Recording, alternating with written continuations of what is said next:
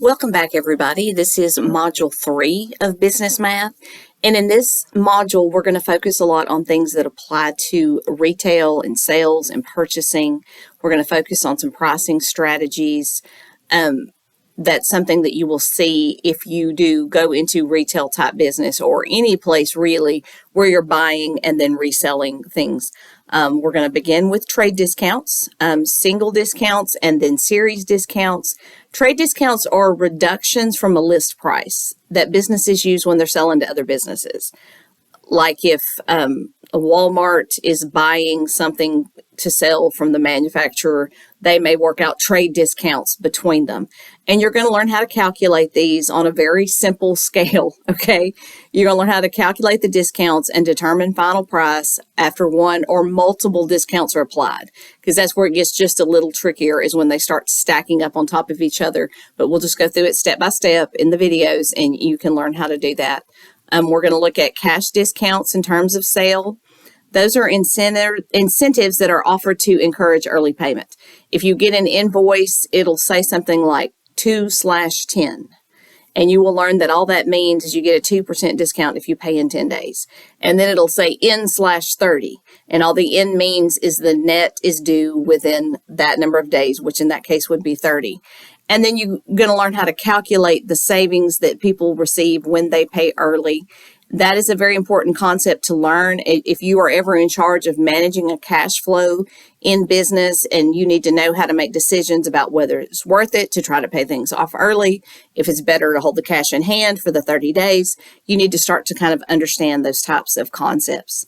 And then we're going to move into more of the retail store version of it, the markup, starting with markup based on cost, markup based on selling price, because you understand that when you go into a store to buy a shirt, you are paying more for the shirt than they paid for the shirt. Otherwise, they would not be able to stay in business. Every business that retails any type of product deals with markup, and markup is how businesses determine the price that they charge for products in order to make a profit. There's a lot that has to go into figuring how much of a markup they need to make sure that they are profitable, because it's not just about making money on the shirt. They have to make enough money on the shirt to pay the employees, to pay for whatever brick and mortar store they may have, or their online business stuff. There's a lot that goes into it, and we have to understand the difference between the two methods for accurate pricing and profitability. Then we're also going to cover markdowns, which are what you see when something goes on sale. They're reductions in the selling price. Businesses use markdowns all the time. We see it. They run things on sale, and that's to increase sales. It's to clear out inventory. It's to respond to changes in the demand. And you're going to learn how to calculate the markdown amounts and percentages. And then we're also going to explore multiple operations where there's more than one pricing adjustment, because again, that can get complicated, and you need to make sure that you're starting with the right new price every time you move forward in a new operation. And we're also going to take a look at perishable goods, because if you think about like grocery stores, when they are pricing, say, produce or even meat or refrigerated goods, anything that's perishable, they have to factor into the markup of those products the likelihood that a certain percentage of them are going to perish before they are able to be sold. So that is something else that we're going to look at in this module.